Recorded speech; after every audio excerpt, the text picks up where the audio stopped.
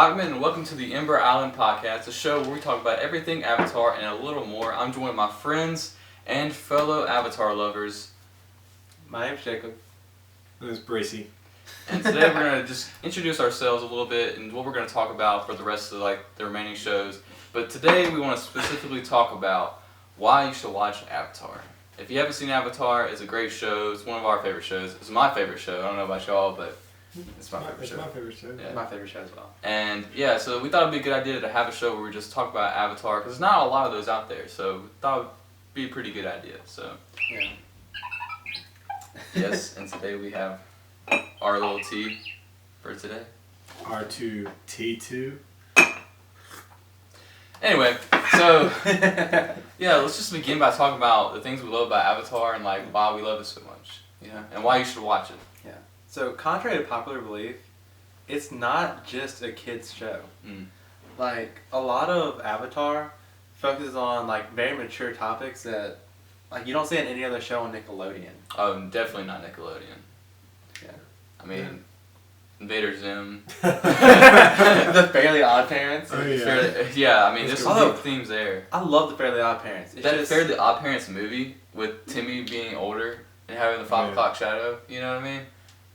Deep stuff there. deep stuff, but it's still like nowhere in like near like comparing to Avatar. Oh no. It's the best show to demonstrate character development by any means. Oh, it's necessary. definitely 100%. It's got the best character development I've ever seen.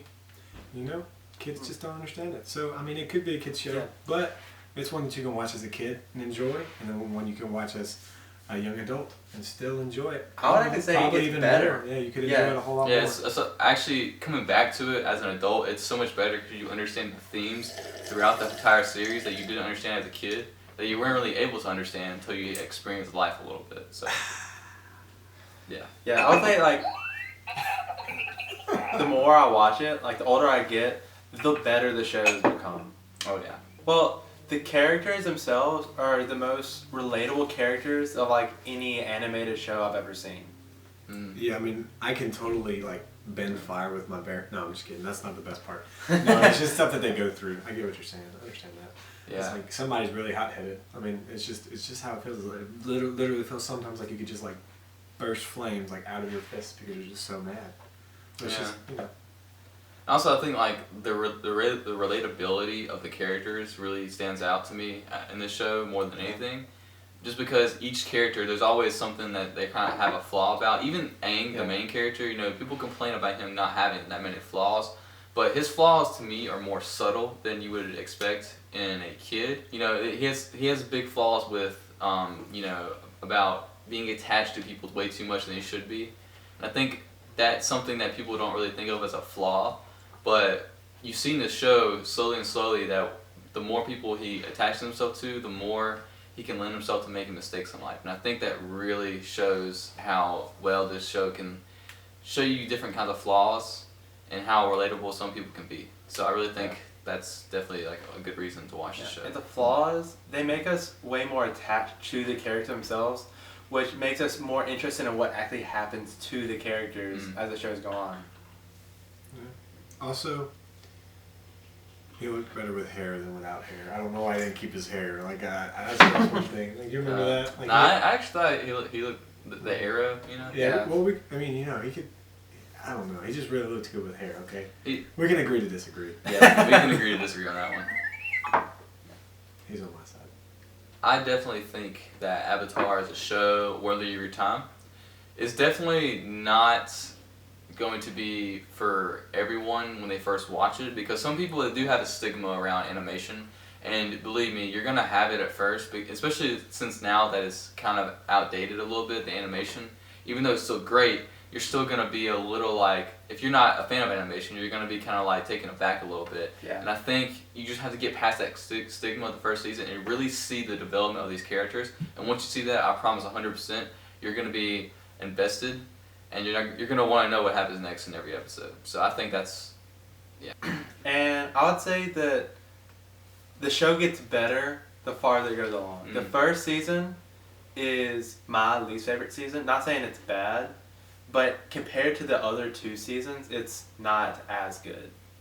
Oh yeah, I definitely agree. It's mainly because the first season is very much it's very much a setup for these characters, and it allows the audience to really get to know the characters before they get to the actually big events that happen later on in the show. And I think that's okay. I think it's okay, especially when you see in this like the season finale of season 1. You really can can see that like all that character development was building to a point, and it's gonna lead somewhere entirely new in the next season, and it does, and it definitely delivers. And I think once you get past the first season, you'll definitely be on board. You just have to get past those filler episodes here and there. And season 1 is the only one with a couple of filler episodes. Or The Great Divide. The Great Divide.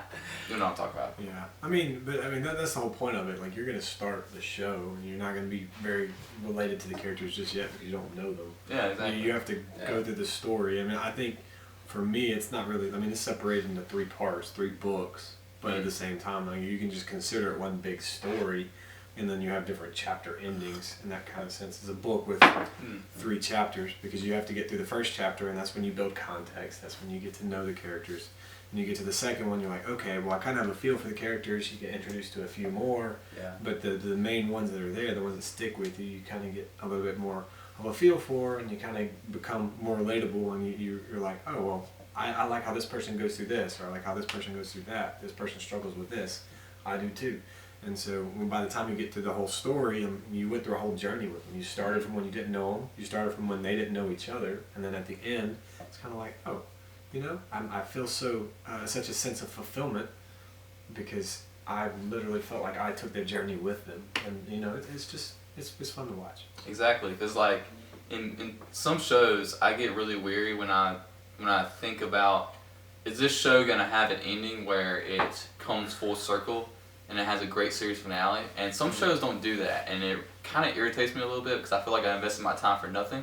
But this show 100% has that full circle ending, and it really puts everything together into one big journey, and that to me is the best thing. It has the most satisfying ending I think of any series I ever watched, and there's a lot of those. Certainly not Game of Thrones, and I think definitely 100% by the end you're gonna be like, wow, that was time well spent, and I think it's really gonna show if you watch it.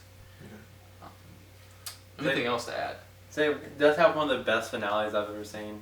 Yeah, but Avatar stops with Avatar's finale. It doesn't keep going. There's no second series or anything like that. We're not talking about that. This is specifically Avatar: The Last Airbender. We're not talking about the next show that Nick tried to make after that. Yes. That was just abysmal, and it completely insulted. Look, you're gonna make a lot of people mad. But you're gonna make a lot of people mad. There's people that love Korra, and I get it. I get why you could love Korra. I personally just did not like it. I wasn't a fan of it. I don't think it did right by the lore. The first season was alright. I was kind of interested in the first season. Anything like past the first season though, like how do it you lost lose me. contact with the Avatar state? And this show is about Avatar. It's not acceptable.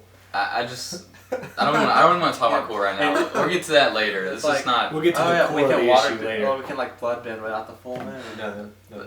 Okay. We'll get to the core of the issue later. We'll get to the core issue later. Let's the not. Core of the issue. Let's not. We got it. Let's not upset. You're gonna mug me. Let's not upset like half of the fan base right now. So, but I'll watch what I say. Yeah. And, like, what makes this show different from other shows, I think, also, because you're talking about what we're saying, like the full circle ending, everything. You're like, well, some other shows have that. Like you see Breaking Bad, that has that. What's different about this show that makes it better than those? Well, I think there's a lot of things. There's also the animation style, which is anime inspired, but also has like it's obviously American. It has an American twist to it. The voice actors are mostly American. Some are not. Some are. It's kind of a mix. It's like this world that's influenced by Asian culture, but like in its own kind of weird, like fantastical setting, and it's really nice, I think. And the music is very Asian inspired. It has a lot of different cultural elements in there, and I think definitely you'll appreciate that more. The more you go through the show, you're gonna appreciate the more cultural aspects they put in the show, and I think it really makes the show stand out than most. And they go into full. I'm not gonna like spoil anything, but a lot of spiritualness in it with meditation and chakras and things like that. And I think you don't really see that in most shows, especially in a kids show. Well, not a show that's kid friendly like that, you don't really see that in many shows like that. So I think going there is definitely a big step up from other shows. So yeah. Yeah. And also, speaking about the different cultures, one really interesting thing is each form of bending is based on a different kind of martial art. Earthbending is based on more like a defensive martial art where like you're standing your ground, and that makes sense because like with rock is like stubborn. Yeah, it Yeah. stands its ground because it can't move. Yeah. Well, it kind of lays its ground because it Yeah. doesn't have feet either. So Yeah, waterbending is a martial arts that's more about like taking your opponent's like attacks and Right. using it to like It's more their like Tai advantage. Chi. Yeah, going with the Yeah. flow. Yeah, like going with the flow, like Tai Chi, yeah. like taking their momentum and like putting it back on them. Yeah, kind of like it's almost like Wing Chun, a form of Wing Chun. You know, Wing Chun, you're not. It's not like brute strength. It's more about blocking, deflecting your opponent, and using their strength against them. And it's kind of like that in a way. I think we've said a good bit. What do you? Is there anything else we should add about why you should watch Avatar? if So you we- just want a good show, just watch Yeah. Avatar. I mean, we said what it's beneficial, but it's just genuinely a good show to watch. It's genuinely a good interesting. It keeps you on your toes. And it's just one of those that when you Your watch twinkle it, toes. it's one of those that whenever you watch it, it's like you don't want to stop and you just want to keep watching it. You'll lose a lot of sleep if you watch it that way, but it's worth it. it's one of the best, I guess, day and a half journeys of your life if you just watch it all. Definitely. I think we said it. Anything else? Well, one thing we didn't focus on too much is the side characters. We talked about how great the main characters are, but even the side characters, I would say some of the best side characters of any show. Definitely, I think, yeah, I definitely agree with you, because a lot of side characters in some shows get kind of tossed to the side, you know? Yeah. But these characters, they all play a part in the show, and even to the very end, they play a part. And every character is important. Maybe not some, but Yeah. most of the characters But are important. I would say the majority of characters that you see, like throughout all of season 1, will come back again, and will still be there. And they always have like something. Even the side characters have something special about them that like makes them stand out. They like stand apart from other characters. They have like a lot of characters, but like only a couple characters stand out. Only a couple characters are like really like are different than the rest. Avatar, even their side characters like stand out and are like set apart from the rest. Yeah, and like you have the characters that you've already set and you've already decided I'm gonna love this character, and you've decided I'm gonna hate this character, and you decide there's just a whole bunch of people in the middle. Like, okay, well, I mean, I'm indifferent about them. But with this show, it's like there's only a couple characters that you can genuinely hate. Whereas the rest of the characters, you feel for them and you understand. Like even the worst characters, like Zuko, you know, might surprise you. You got the characters that you like, and you have the characters that you don't like. But with Avatar, you've got characters that surprise you, and then that's like every character surprises you to a degree. Like there's not a single character that I can say that I liked all the way through. I mean, with the exception of a couple, but it's difficult. Like all the actual people characters, they change. They all have like progressions. Like no character is really like static. Yeah. Every character has something that they're struggling with throughout the whole show, and like by the end of the show, it shows how they start to deal with it, how they start to conquer their struggles, and that's what makes the characters feel so real. Yeah, it makes it so attached to it. And also the biggest thing is like most shows focus like.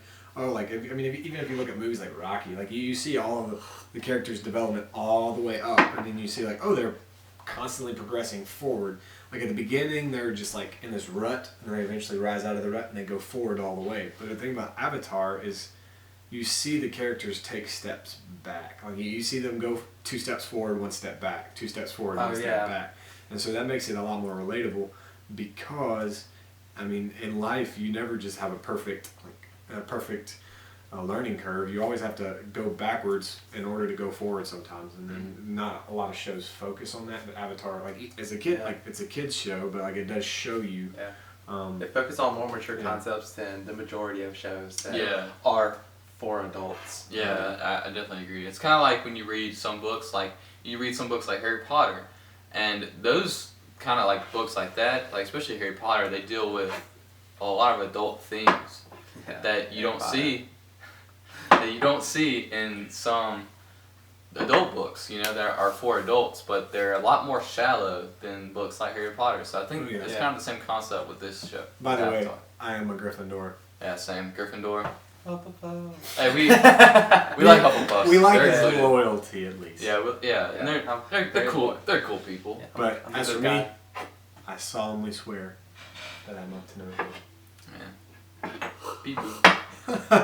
Yeah, I definitely agree that Avatar has a lot of progression with his characters, because there's some characters that you're not gonna like. There's some characters that I didn't like at first, and I was kind of annoyed by. But the more I got to know them, and the more you get to understand them, and the more their character progresses, you get to kind of like them. Even if you don't necessarily agree with them a lot of the time, right? You understand them. And I think that's the most important thing, is you understand these characters. They're not just throwaway characters. And I think that's really important. Even the side characters have progression. Near the beginning, I think episode 4. Yeah. Episode 4 of the Koshi Warriors. Yeah, I think that's episode 4. Episode 4, around episode 4, episode 5, that range. There's the Kyoshi Warriors, and you just see them. You're like, okay, this episode devoted to this island that has these female warriors, and they probably won't come up again. But then later, they come up again. You see different stuff happen. They help out in different ways, and you get to see the main one, the main Kyoshi warrior. Suki. Suki. Suki. Yes, Suki. She progresses throughout the entire series. Even though she's not around for the majority of the episodes. You'll see her again, and you'll see how she changed, and you can see her change on screen. Avatar is very good with the characters. Well, I for one think that we could talk about the context all day if we want to, but we want to leave a little bit of surprise for people who are going to watch it. I think maybe since we're making this, the whole reason we're making this podcast is to say kind of what we think and what our opinions are. So maybe we can get to some of the questions. Yeah. We're going to move on to the next topic, but I just want to say, if you have any thoughts or comments about what you like about Avatar, or you have any questions you want us to answer in the next show, then please comment your questions and comments down below. I would really appreciate it. I want to hear what everybody has to say about Avatar. It's always good. It's always good to have a kind of a community especially with Avatar. You don't really see Avatar community having a lot of a voice, so we want to give y'all a voice. So I really want to see what y'all have to say down below. It'd be much appreciated. All right, let's move on to the next topic. And just so you know, there's gonna be spoilers here. So if you haven't seen Avatar, or you want to watch it, don't watch this next segment of the video. But what do you get from a pampered cow? Boiled milk. Anyway, so huge spoiler warning. Huge spoilers. So we're about to be a lot of pampered cows right here, because we're about to have some spoiled milk. And so if you haven't seen Avatar, don't watch this part. Or if you're just hey, I don't care, I'm not gonna watch it anyway, then just go ahead and watch it. Maybe what we say might make you watch it. Who knows? Or if you have a phobia, we'll put a timestamp for our next topic that's not spoilers. Yeah, I'll put a timestamp for the part that we talk about that's not spoilers. If there is one. I don't know, we may talk spoilers for a while, so I'm just going to let you know that. We'll just let you know exactly. This is the timestamp right now in the video. It starts right here. Yeah, so just right now. Yeah. Okay, so Suki dies. I'm just playing. Abba dies too. Everybody actually dies. The Fire Nation wins. No, it's actually the Purge meets Avatar. The Water Nation attacked. Everything changed when the Water Nation attacked. Yeah, actually now they're the Ice Nation because they can waterbend ice. Yeah. Quite crazy. The Blood Nation, actually. Ooh, don't touch the red snow. Which is everyone, because everybody has blood. Everybody's the same, equality. Anyway, so the next segment we're going to do is equal rights. Top 5 characters of Avatar. What is y'all's guys' top 5? Overall, right? This is overall your favorite characters. So y'all want to say your Let's go. I'll go to number 5. We did that. So my number 5, probably the main character, Aang himself. Yes. So out of main characters, I'm not really the biggest fan of main characters, but I would say Aang is probably one of the better main characters of any show, because main characters always they're really good. They're always one step ahead of everybody else. But Aang doesn't feel like that. He feels like he's struggling through stuff just like everybody else is. He just has a lot more weight on him, and you can really tell a lot of times he gets really stressed because of that. And that's something like main characters don't get. Like main characters don't get stressed out whenever like bad stuff happens. That's whenever they like wait, I can do this. I'm the main character. But Aang is like he like gets really nervous and doesn't know if he can. He like struggles with can he really do it? And I feel like that's one of the best things about Aang. It's like he really feels like a person rather than just like a super powerful avatar. Like how Korra felt. Korra felt just like a really powerful person that she didn't really feel like how Aang felt, you know. Aang, they were powerful in different ways. That is true. Korra and Aang. They were totally different, opposite of the spectrum avatars. For my number 5, that was well said. But my number 5 is not Aang. It's actually Katara, his forever baby. Yeah, I put Katara at number 5. She would have been higher if she wouldn't have been I don't want to say this. I was gonna say annoying, but in the first season, she was kind of annoying. Oh yeah. Here and there, and just glimpses of it in the second season.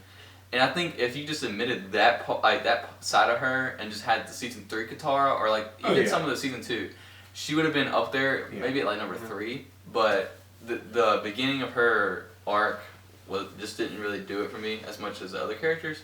So that's why I put her at number 5. But she's still great. I love Katara, especially the Southern Raiders is like one of my favorite episodes. So that shows a lot. So I think Katara's number 5. She kind of felt like a motherly figure, always like, okay guys, don't do this. Come on guys. She didn't need to be a motherly figure. And like, there's certain cases where it was okay. Like with Toph, at first it was definitely needed, because Toph had like that literally like brought Toph into the group.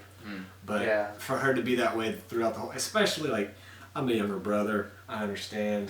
Sokka's an older brother. For her to be the motherly figure to him, even though he's the older brother, I'm the younger one, and it gets on my nerves when my sisters do it. So personally, I can see that motherly figure just like bumping her down a little bit. Well, it makes sense for Katara. It's definitely necessary, but there's some parts about it that are. Yeah, that's what I'm saying. There's just parts about it that could have been a little better. You hate to falter, but you kind of got to. I mean, it well, depends. Because of her mother is also the reason why. But that's why it's important. But I get what you're saying. It's like it could be a lot better. Like if you just took specific parts, if you took like arguably if you took the first season out, and then if you took the first and second season out, and you just had the finished product and you didn't have to see it all the way through. I know that sounds awful, but So that's why she didn't get quite as high as other characters for me, but she's still a great character. I love Katara. Southern Raiders, one of my favorite episodes ever. I adore that episode. She is great in season 3 and some in season 2. I mean, she's a great character. I love her. It's just sometimes in the first season and some of the second, she can be a little annoying, and I think that held her back just a little bit. So that's why Katara's on number 5. Who did you have for your number 5, Racy? I had, and this is gonna blow your minds a little bit, but I had Avatar Roku. He's significantly underrated. Okay. And I would actually have put him higher, but he's not given enough role, not enough of a role to play. He's not given enough screen time, if you will.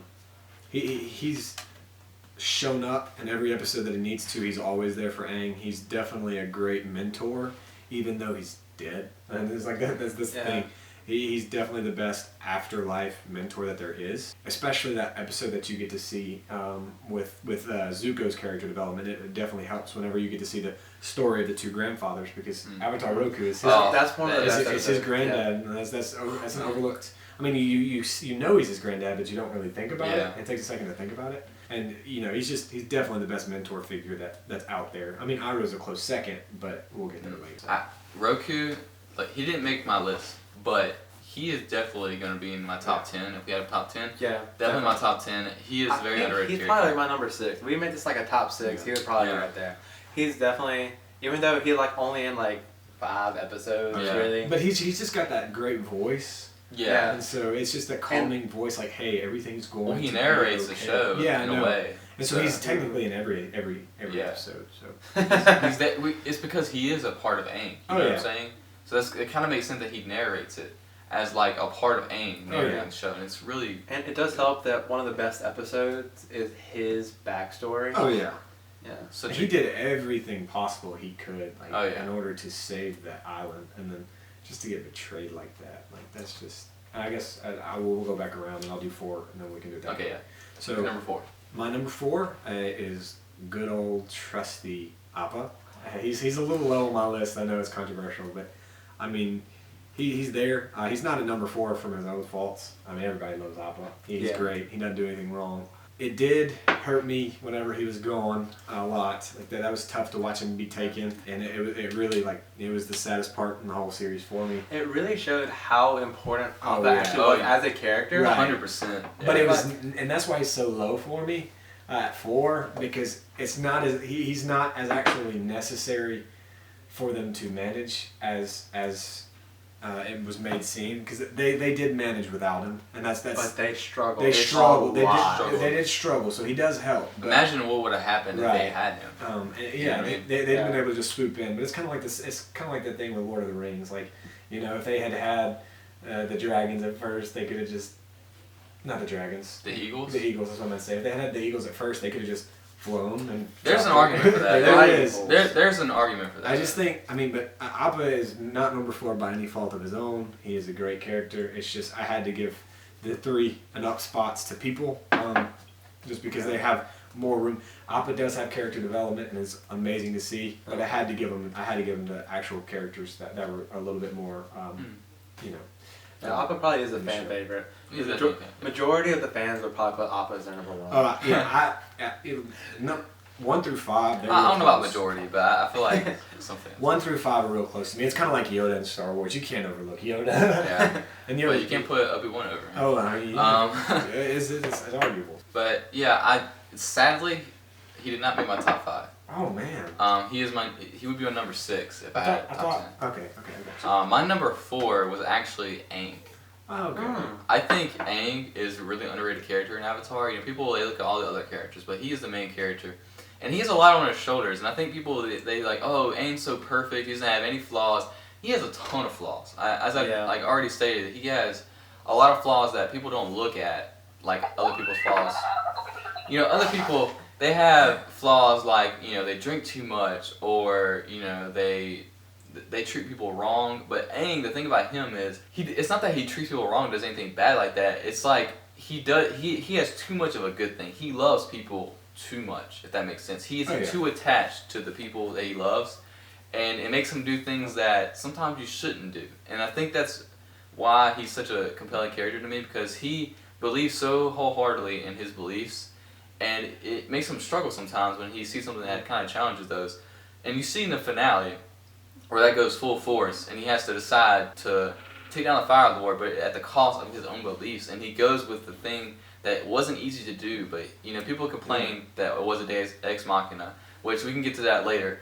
But the point is that he decided his fate and how he was going to conquer that, and nobody else made that decision for him. And I think that really made him the Avatar he became at the very end, and I think that's why he's a great character. Yeah, he definitely stayed true to himself, and that's again arguably with the lessons we were talking about earlier. That's what makes this show so great. Yeah, he found his own way, even though he's not going to compromise. Every person out there, even Roku, and all the other avatars, his own past lives. Yeah, all said, kill the Fire Lord. And Aang said, I don't want to kill the Fire Lord. I mean, and he was the youngest. He was the youngest one to have to worry about that too. Like when they were selected at a specific age, like all the other avatars, they were older. They were 16 when they were called. Aang was 12. And it's so great to see a character full of life and a character, even though he's in the worst situation possible. Oh yeah. All the odds against him and stuff.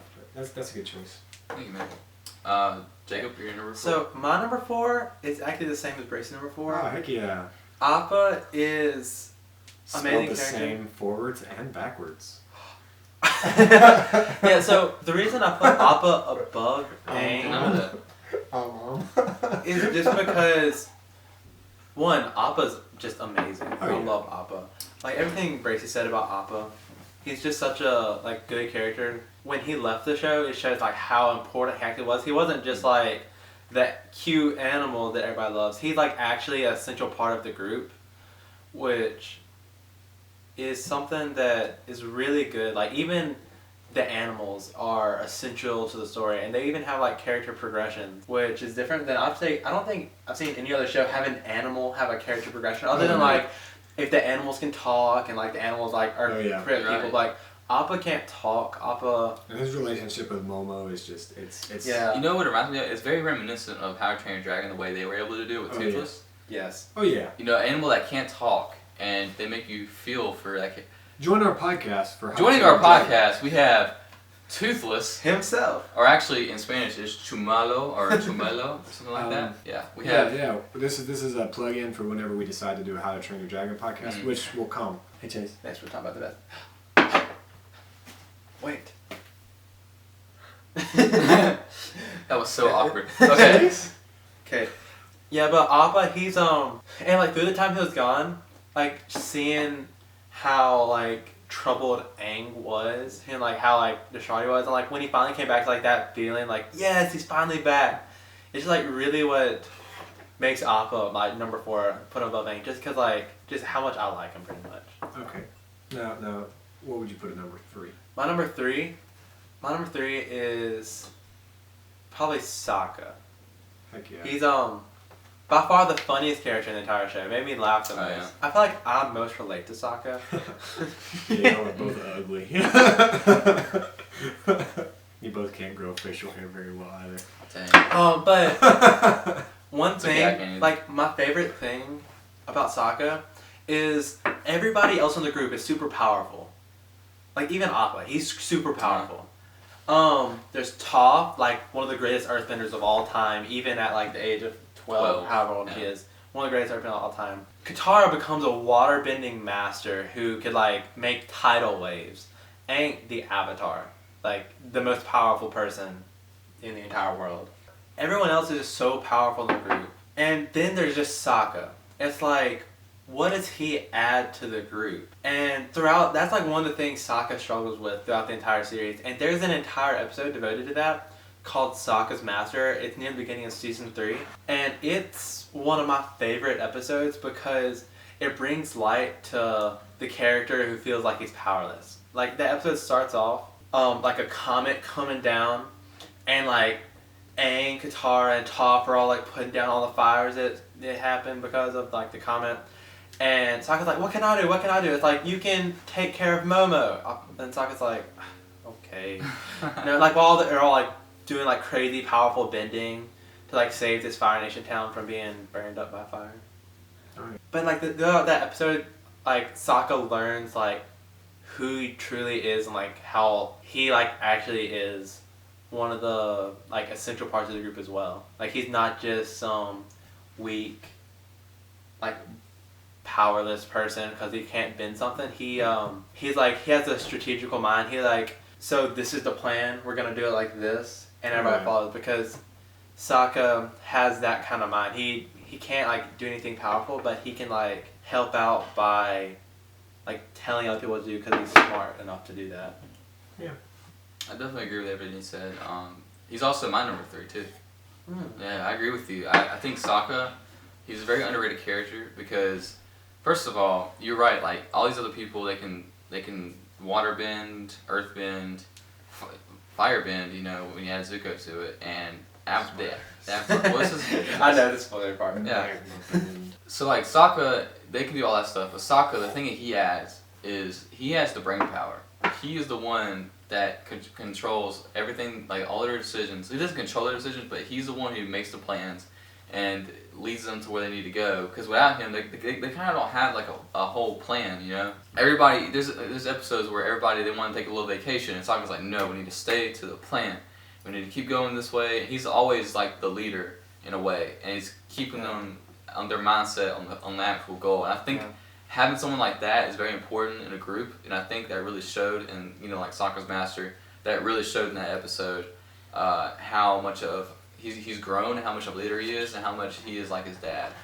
And I think that's why he's definitely a great character to look through. Before y'all continue, I had a tie for 3. It was impossible for me to pick, so I had a tie for 3. And Sokka was one of them, so pretty much everything what you just said is exactly why. Also, I think the biggest thing for me why he's on the top 5 is because despite just spit everywhere.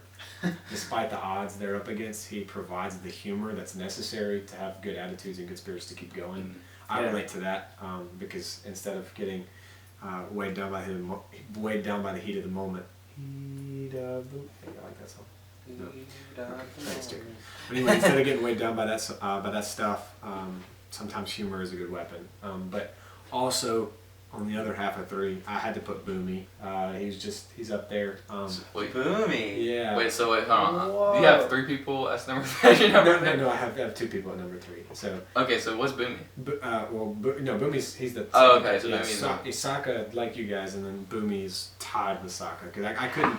I tried to figure out some separation, but I just couldn't because I couldn't take Appa off the list. He just meant too much for me, and then Roku is just a big part of the show. Yeah. So Boomy, he's very important too because again, like I said with Sokka, he's very funny and he uses the humor to do that, and that's all that Boomy does. Oh yeah. Boomy's crazy. He's Boomy crazy, is the Mad King. but he's exactly he's a mad genius. That's Boomy is a mad genius, and that's exactly what he is. And regardless of whatever, he is the perfect example about not caring about what anybody else thinks. Oh yeah. Because he knows he's at peace with himself. He talks about all the different the zins or the cheese he's got. I forgot what it was. Wait, what? Yeah, it's like you master. I think it's Zen. I think Yeah, it's like Oh, and yeah. it's like Yeah, it's okay. like and it's like I mastered 3 of them already. I think I mastered 3, and Booey's like, well, there's actually like 237. He imagines that one where he does nothing. What's that Right. one called? Is like he just do nothing. And then he just crunches on that Gemini candy like it's crazy. Oh, It yeah. was so good. Yeah, He is So- crazy, man. that's He's actually awesome. really interesting because I like in a top 10. I probably wouldn't even put Booey in my top 10, even though Yeah. he's a great character. That's just a testament to Well, how many good just characters wait there are. till Yeah. wait till you hear who's absent from my list. That's really what's gonna shock you. Obviously, we'll get there. Oh. Oh, we all had the same top 2. Oh. Oh my gosh. We probably do. It's just that there's 2 pivotal characters that I left out, which is fine. Which means now I'm gonna go to my I think I'm on 2 now. Yeah. Number 2. Well, number 2 is definitely Zuko. Okay. Yeah. Okay. Zuko is it because his character development by far surpasses any other character development in any show that I've ever watched. His character development is the most prevalent and the most strong character development ever. I mean, it's just the fact of it being like he was so focused on getting his dad's approval. He was willing to stop at nothing to get that. And then he started to realize, like, wait, like after you get to watch the journey with him, and you get to watch him make bad decisions, and you get to watch him make 2 steps forward and one step back. Yeah, that's Zuko's the the main entire character show. who like is a 2 step forward, 1 step back. Like at one point he was so close to turning good, Right. but then it's like he then sides with his sister and like tries to fight Aang again. It's like, no, Zuko, you were so close. Yeah. And I think it's safe to say, like, do we all have Zuko at 2? I have Zuko Yep. in my top. Yeah, Okay, so we'll go that way. I mean, it's instead of for time's sake, like we all have the same 2. Yeah, Yeah. I definitely think that's a great point because when he takes that step back, it's like that wasn't enough for him to realize why. See, the thing is, he would have turned good, but he wouldn't have done it for almost the right reason, I guess you could say, because he would have turned good, but not know why he should turn good. Right. And then he finally got what he wanted. He finally got his dad's approval. He finally got to the place he wanted to be, and then he realized that it was not what he thought it was going to be. It was his choice to make. That's the biggest thing. It wasn't anybody else making the choice for him. It was his legitimate choice to make, and that's what made it so important. Like the steps back were necessary because it wouldn't have been his choice. Once he finally got everything he ever wanted, everything he ever desired, he realized that's actually not what he desired. Yeah. Deep down, that's only a surface level of what he thought he wanted, but what he needed was to become his own person and kind of fend for himself. Exactly. So. Yeah. And Zuko, when the show first starts out, it's like it immediately, like, there's so many questions, like, how did he get the scar on his face? And like there's so much about Zuko that like immediately piques our interest. It's like, because it sets it up like he's gonna be the main villain throughout the entire show. Oh, yeah. From like the first episode, and like the whole first season he is the main villain. They talk about like how the Fire Lord's actually the main villain, but it's like you never even see the Fire Lord's face until the start of season 3. Oh, yeah. So it feels like Zuko's actually like the main villain, and like seeing him progress through all of that, and seeing the one, the Blue Spirit, seeing that he has potential to be good. He saves Aang. Granted, not for the right reasons. No. But he still does it, and it shows like throughout that episode they are fighting together, and they have such good like chemistry. Oh yeah.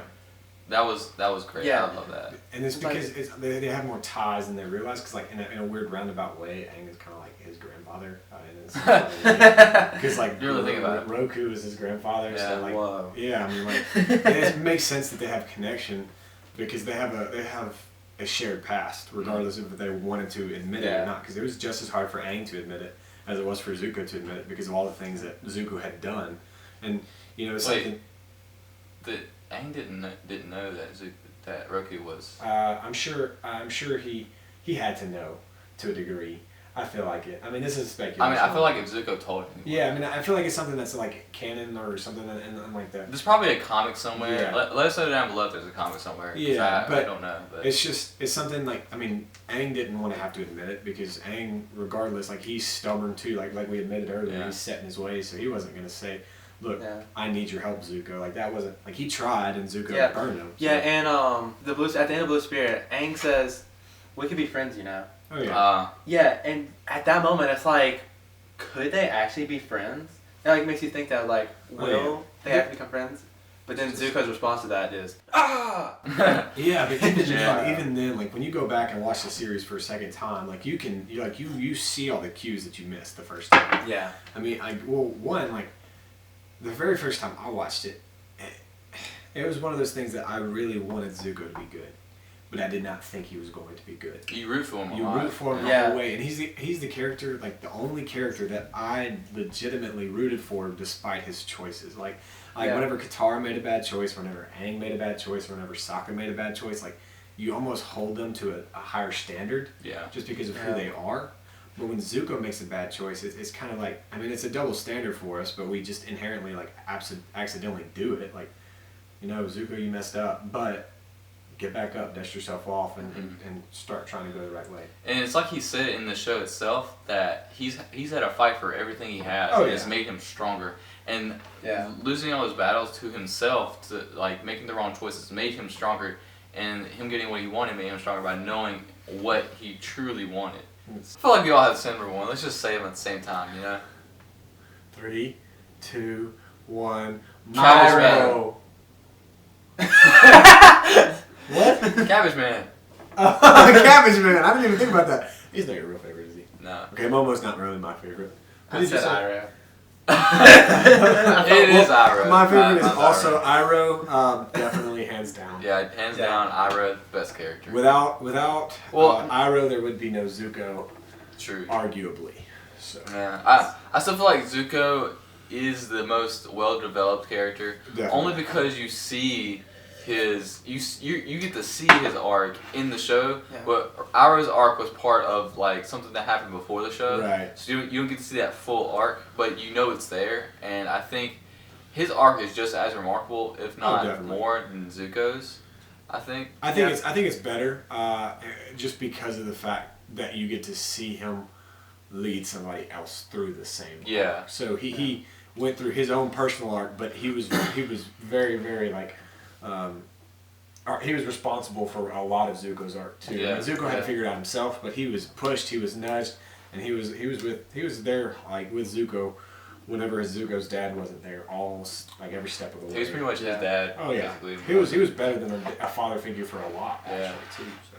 Yeah, and I would say that Zuko is like the best character like of all time, but Iroh is just my favorite. Yeah, I would say that too. I would say that Zuko is the best one, but Iroh is my favorite just because of those little subtleties in his arc. That there's so much there. He was the actual one doing the harm to people. Like Zuko, he was doing harm to people, but he wasn't full-fledged like causing sieges on cities like that. I mean, he did it to the villages some, but he wasn't a conqueror like Iroh was. And then Iroh finally realized what he did was wrong by his son having to die because of that. And as a result, he sees that the same things happening to Zuko, what happened to him, and this is like his second chance to help somebody in need. To help the son. Basically, Zuko's like the son that he had, and he wants to help his son this time because he wasn't able to help his other son, and his son died as a result. And I think that's just something so beautiful about that. I don't know. Oh yeah. I think personally, like Zuko is a great character.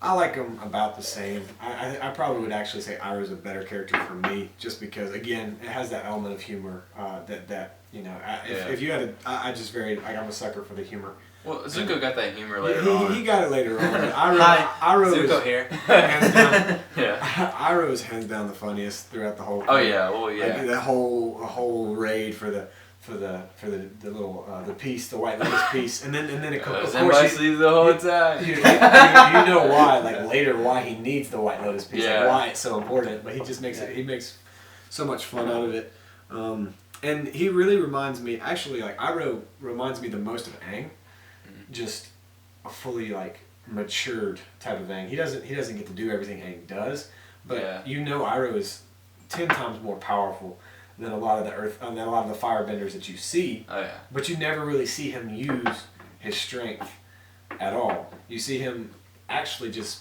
be true to himself more than anything, because you know that deep down he doesn't want to use all of that. Like especially when he's teaching Zuko the lightning and all that, he's just like. Look, well, he knows the potential danger of it. He understands it. And I think he's seen it firsthand. Right, and him like his thought process and Aang's thought process are very, very similar. Yeah. You know, just because they're just obviously Aang is monk, and Aang is a monk, and he drinks, and then Iroh drinks a lot of tea, and he's just very. They both have similar in this sense, cheese in that kind of sense, like like they're both very calm. Yeah. And they respect the danger that they can do, and they try to respect people more than the danger that they respect. And they both learn it in different ways, because Aang learned it at such a young age, like by the monks themselves. But Iroh's had to learn that through his experiences in life and his failures. Yeah. And that's why he's trying to teach Zuko these things, because he knows he wants Zuko to be better than himself, because he had to learn the hard way. He doesn't want Zuko to learn the hard way. Right. Well, and also with what I was comparing him with, I was comparing Iroh to Aang too. Is like they both have significant burdens to bear. I mean, because one, Iroh, like he lost, he lost his son, and then Aang, like he goes and he runs away, and he like you see that episode in the storm. Yeah. Like he has that burden where he will forever be sorry for running away and not being the Avatar when he perceived that the world needed him most. Now we know that it probably happened for the best that he was frozen. Oh yeah. And it definitely what was supposed to happen, but he still has to feel somewhat that it was his fault that so many people died, and all of a sudden, like it's kind of okay, but like first he has all of his airbending people, and then he gets frozen and he wakes up and they're all extinct other than him. Like that's some burden to carry. Oh, yeah. So they understand each other to a degree, I would say. Yeah, and like the part in the tunnel, it really shows how similar they are. Oh yeah. The Crossroads of Destiny. Crossroads of Destiny. It wasn't that like was that close to the end of season of the that was the finale. Book 2. Yeah. So also, I would say Iroh has the greatest scene of Avatar, at least in my opinion. Oh yeah. Tell us about. If you can't tell what that is behind us. Yeah. This is the scene from Iroh's part of Tales of Ba Sing Se. Yeah, so that whole like little like 5-minute like part of that just one episode. Yeah, it's the best. Is it gets me every time, man. Yeah. Season 2, episode 15. I think. I think you're right. Yeah. 14 or 15. I think it's 15. Yeah, and what that episode does, it like shows like little bits of everybody's life, and every other one is like it's pretty good, but then Iroh's is just like a whole nother level. Momo's is a close second. Momo's actually though, like he lays down an Appa's footprint. It's just so sad. Sokka's is the worst. Oh yeah, it's funny though. Ladies, I rocked you. Like, what is that? Yes. Oh crap. But like that scene of him under the tree, singing the song that he sung to that little boy, like really flipping the perspective on the song, instead of like it being like a happy song to cheer the kid up from crying, the song was putting him to tears, because his little soldier boy never came marching home. But sweet soldier. You know, I do think he mourns for his old son and mourns for the fact that the soldier boy is never going to come marching home. But I think that's what makes him so great is that he's determined, and it's not like he's settling for Zuko either. It's just you can see the amount of care that he has for Zuko, that he is willing to accept him as his own son regardless. So he knows that he still has a chance to save somebody, and he can make sure that another soldier boy does come marching home. And he invests so much into him, and he's determined. Like, he does everything he can. Like that episode where he just gets super, or the couple episodes where he just gets like not fat anymore, and he's like, he's working out, and then he puts it on immediately the next episode or the next couple episodes. I never got that, but he just puts the weight all back on like right then. I guess he was a general. He was it back in the day, man. Yeah, but he's just a very respectable guy. One can hope to live up to his standards. So. Yeah. And like, to go off of that, like, one thing that makes him such a great mentor for Zuko is that he doesn't like just try to force Zuko to make the decision. He guides him to his decisions and tries to help him make the decisions for himself. Yeah. Because he knows that forcing someone to make that decision isn't going to really help them. He understands that Zuko has to make the choice for himself, but he's just trying to lead him to that choice. And then he sticks around after Zuko time and time again makes the wrong choice. Even when he stabs him in the back in Crossroads of Destiny, he's still like, he accepts him back when he comes back in season 3. That's a really emotional scene too, when he said, "I'm sorry, you must be so mad at me." He's like, "No, I was never mad at you." Yeah, he just thought he lost his way. And Which he's like, "I'm actually happy that you found your way." He did lose his way, but it took him losing his way to find his way. Exactly. So that's the whole point of Zuko arc. I just lost the game. I just graduated. Well, I think that's a good. So I feel like I really want to, at some other time, really dive into the Tales of Ba Sing Se episode. Oh, we're gonna have one full podcast on that. Oh yeah, we're gonna. Let's just have like a whole entire show based on Tales of Ba Sing Se and like everything, all the little hidden meanings. I'll watch it again and just try to see if I see anything else we can talk about too. But as for now, guys, I think stay tuned, because next time are we doing something like our least favorite characters? We can do our least favorite characters. We can talk about the live action show coming out. Live action Avatar by the original creators coming out. I don't know when it's coming out, but I know they're starting casting now, so that's gonna be interesting. Yeah. We can talk about that a little bit. Yeah, we could let the comments down below decide what we do next. Yeah, that is honestly the thing I really want the most, is that if y'all want to comment down below what y'all want us to talk about next, please do that, because I'll be more than happy to talk about that with these guys. So, yeah, anything else you want to add? We just get no views. So it's like, why is nobody commenting? Hey, it's okay if we get no views. It must be because I told y'all to leave the comments up above earlier in the show. I meant down below. I went back and looked. When'd you say that? Whenever you said comment down below, we were having a conversation. I was like, down below. And I was like, up above. I was like, no, don't listen to him. And then I was like, all around. I wasn't even paying attention to that part, honestly. So yeah, guys, that does it for this episode of the Ember Island podcast. If you want to see more, tune in, probably next week or a week after. Or the week after. Or the week after that. Or the week after that. Depending. Or maybe the week before this one. This will be coming out. This will be coming out a little later than when you're watching it. So he's not wrong, but yeah. I'm not right. It should be more of a weekly thing. The more we get into it, and the more we improve the show. So yeah, stick tuned if you want. Stick tuned. Stick on the tunes. So yeah, stay tuned if you want to see more of that. And yeah, guys, any more last words? Also, if we get 10 likes, Jacob is going to dance interpretively to the Leaves from the Vine song. What? No, it's on camera. It's serious. Did I agree to this? Yes, he did. We have camera evidence, video evidence right now. Say I agree. I would love to. I heard you can cut that. You can cut the knot out. Yeah, I'll cut the knot and just make it sound like he said yes. Yes. Just completely dub him, just voice over him. Like, yes. Yeah. We have video evidence. 10 likes, guys. That's all it takes. 10 likes. Or 20. So yeah, guys, that was it for the Ember Island podcast, and we'll see you guys in the next one. And also make sure to come marching home. That was so cringy. Boom, boom, boom, boom.